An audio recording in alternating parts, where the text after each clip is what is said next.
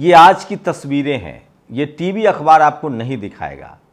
राहुल गांधी, खड़गे और नीतीश कुमार के बीच बड़ी बैठक हुई है। ये दूसरे दौर की बैठक है। इसके बाद हो सकता है कि बिहार की राजधानी पटना में एक बड़ी बैठक हो। 2024 के चुनाव की विपक्ष की रणनीति बननी शुरू हो गई है। रणनीति क्या है और कैसे काम करेगा, जिसको मैं लगातार 2-3 सालों से आपको कह रहा था। फैसला ये हुआ है कि एक के बदले एक, मतलब आमने सामने का मुकाबला होगा।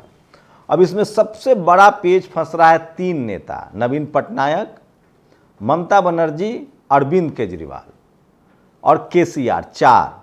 उसके बाद जो तेलंगाना के बाद जो आंध्रा के जो मुख्यमंत्री हैं जगन मोहन रेड्डी, उनसे भी कांग्रेस का 36 का आंकड़ा है। दरअसल कांग्रेस के जो पुराने पाप है वो विपक्षी एकता को बनने नहीं दे रहा है, लेकिन अब नीतीश कुमार और खड़गे जी के आने के बाद सारी चीज़ें बदल रही है। और उससे भी बड़ा जो काम हुआ है, जिस तरह से दिल्ली सरकार के खिलाफ अध्यादेश आया है, अब अरविंद केजरीवाल और ममता बनर्जी ने तय कर लिया है कि वो कांग्रेस के साथ गठबंधन में जाएंगे और ये फार्मूला लगभग काम हो रहा है। सोचिए, उससे भी बड़ी खबर बता रहा हूं, मायावती जी, बीएसपी सुप्रीमो मायावती जी और अखिलेश यादव ने एक सुर में समर्थन किया है। तो क्या 2024 से पहले यूपी में भी सपा बसपा का गठबंधन हो सकता है? लोग इसके भी कयास लगा जा रहे हैं। तो वो तमाम बड़ी खबरें जिसका एक एक करके मैं विश्लेषण करूंगा, और ये खबरें वो हैं जो आपको टीवी अखबार नहीं दिखाएगा। तो आज फिर से नीतीश कुमार और खड़गे जी की बैठक हुई है। फॉर्मूला यही है कि बीजेपी के मुकाबले हर राज्य में एक ही विपक्ष के पार्टी को चुनाव लड़ाया जाए, और इसका फॉर्मूला यह कि जो जहां मजबूत होगा उसके साथ खड़ा रहा जाए। जैसे कर्नाटक में कांग्रेस वर्सेज बीजेपी हुआ, कांग्रेस जीत गई। तेलंगाना में लेकिन विधानसभा चुनाव में कांग्रेस को लेकर एक असमंजस है। विधानसभा चुनाव कांग्रेस छोड़ना नहीं चाहती है, लेकिन ऐसा नहीं चलेगा। आप लोकसभा में चाहते हैं कि गठबंधन हो और विधानसभा में नहीं तो नहीं। अगर केसीआर और कांग्रेस का गठबंधन होता है तेलंगाना में तो क्या दिक्कत है? बीजेपी हार जाएगी। एक सवाल जो बीजेपी समझती है लेकिन विपक्ष नहीं समझती। अब सोचिए, ममता बनर्जी हैं, अगर ममता बनर्जी, लेफ्ट और कांग्रेस तीनों मिलकर चुनाव लड़ते हैं तो सारी सीटें जीतेंगे, लेकिन और वहां बीजेपी को सीटें, अब बीजेपी ने लगभग 70 सीट जीत रखी है। वो 70 सीट आपको कांग्रेस और लेफ्ट को देने में क्या हर्ज है? बीजेपी यही करती है। बीजेपी तमाम अपने बहुमत वाली संख्या पर खुद चुनाव लड़ती है। जैसे यूपी में वो निषाद समाज की पार्टी से भी गठबंधन है, अनुप्रिया जी की पार्टी से भी गठबंधन है। तो मतलब सरकार बनाने का, जैसे बिहार में आरजेडी जेडीयू गठबंधन है, तो आप उतना सीटों पर लड़िए जितना में आपकी सरकार बन जाए, बाकी दूसरे को भी दीजिए। तो कांग्रेस को यह स्वार्थ त्यागना पड़ेगा कि नहीं, ऐसा नहीं होगा कि सारा का सारा सीट आप ही लड़ेंगे। मान लीजिए कि अगर तेलंगाना में बीजेपी अलग लड़ती है, केसीआर अलग लड़ते हैं, कांग्रेस अलग लड़ते हैं, तो बीजेपी जीतेगी ना। तो वो सीट जो बीजेपी जीत रही है वो सीट दोनों लोग शेयर कर लीजिए, पक्ष विपक्ष दोनों आप ही रहिए। तो ये भी फार्मूला हो सकता है। नवीन पटनायक हो या फिर आपको बता दें कि आंध्र प्रदेश में जगन मोहन रेड्डी, वो दोनों जो हैं, 2 बातें हैं। विधानसभा चुनाव में वो मुस्लिम उनको वोट चाहिए, उसके बाद शेड्यूल कास्ट वोट चाहिए। तो जो बीजेपी का भी विरोधी एक बड़ा वोट बैंक है, केसीआर या जगन मोहन रेड्डी या फिर आपको बता दें कि नवीन पटनायक खुलकर नहीं बीजेपी के साथ जा सकते, क्योंकि मुस्लिम वोट उससे प्रभावित होगा, प्लस जो गैर बीजेपी वोट है वो भी उनसे प्रभावित होगा, तो वो खुल के तो नहीं आ सकते हैं। तो ये सारा खेल चल रहा है, लेकिन 2024 के लिए साफ कोशिश है कि जो जहां मजबूत है वहां चुनाव लड़े। तो यही फार्मूला है, इसी फार्मूला पर ये लोग आगे बढ़ रहे हैं। अब दूसरी बड़ी खबर है, सोचिए, महिला रेसलरों को जो आरोपी हैं ब्रजभूषण शरण सिंह, उन्होंने एक चैलेंज किया कि हमारा नार्को टेस्ट हो और जो धरने पर बैठे उनका भी नार्को टेस्ट हो। अब खिलाड़ियों ने नहले पर दहला मार दिया। उन्होंने कहा है कि नार्को टेस्ट हो, लेकिन वो लाइव दिखाया जाए, पूरी दुनिया को लाइव दिखाया जाए कि नार्को टेस्ट में कौन क्या बोल रहा है। सोचिए, वहीं India LPG litre cost highest in the world, petrol 3rd most expensive. सोचिए, भारत दुनिया का पहला देश है जहां सबसे ज़्यादा एलपीजी मतलब घरेलू गैस जो है वो महंगा बिक रहा है। तो ये सबसे बड़ा बात है। खड़गे ने ट्वीट किया है इसको लेकर कि हम विपक्षी एकता पर बात कर रहे हैं, आगे जा रहे हैं। तो ये सबसे बड़ी खबर है। एक पत्रकार हैं न्यूज़ 24 के, मैं उनका एक ट्वीट बताता हूँ।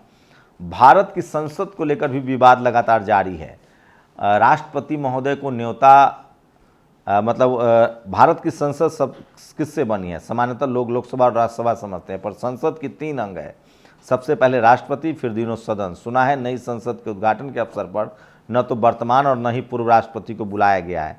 खड़गे जी ने कहा है कि कल राहुल गांधी ने कहा था, अब खड़गे जी ने कहा है कि किसी भी कीमत पर संसद का उद्घाटन राष्ट्रपति जी के हाथों होना चाहिए। उदित राज तो राष्ट्रपति नए संसद का नाम ही बाबा साहेब के नाम पर चाहते हैं। तो ये भी एक बड़ी खबर है जो सोशल मीडिया पर वायरल है, और सोशल मीडिया ही सच्चा मीडिया है। वहीं सोचिए कि सोशल मीडिया किस तरह से कंट्रोल होता है, फेक न्यूज़ फैलाता है। मेटा को, जो फेसबुक जो कंपनी है, उस पर यूरोपियन यूनियन ने 1.3 बिलियन का सबसे बड़ा जुर्माना किया। ये डेटा बेच रहे थे दूसरे देशों को, यूरोपियन यूनियन के डेटा को अमेरिका को बेच रहे थे। और आज कांग्रेस अध्यक्ष श्री खड़गे और राहुल गांधी से बिहार के मुख्यमंत्री नीतीश कुमार ने मुलाकात की है। तो कर्नाटक जीतने के बाद कॉन्फिडेंस में है कांग्रेस, लेकिन देखना है 2024 के लिए क्या तय होता है।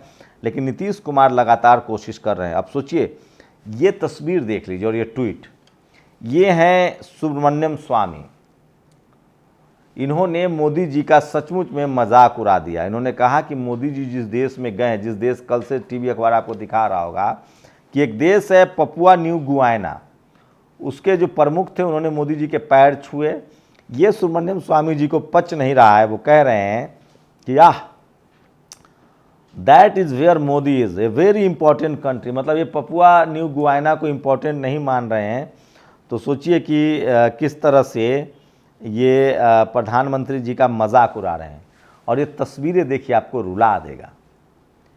ये मध्य प्रदेश की तस्वीरें हैं। चिलचिलाती धूप में एक आदिवासी महिला हैं जो अपने पति के इलाज के लिए, मध्य प्रदेश के श्योपुर जिले की तस्वीर है, आदिवासी विकासखंड कराहल से ये अपने पति का इलाज कराने आई थी। अपने बच्चों के पैर में प्लास्टिक बांधी हुई है।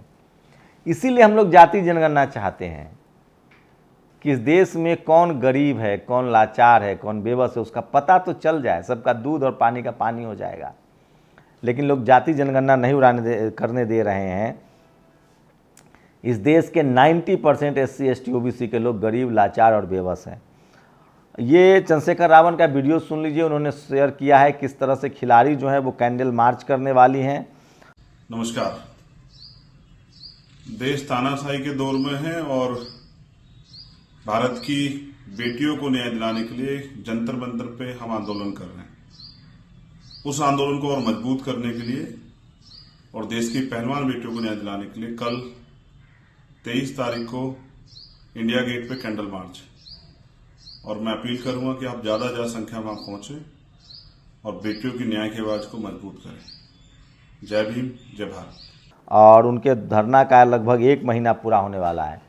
मायावती जी का ये अखबार की कटिंग है कि किस तरह से आरक्षण को है लगातार इम्प्लीमेंट नहीं होने दिया जा रहा है। और मैं टैक्स देता हूँ। सोचिए, एक पोस्टर चल रहा है कि ये जो सरकार जो लोगों को सुविधाएं दे रही है, इनका कहना है कि टैक्स हमारा, और सरकार सुविधा क्यों दे रही है।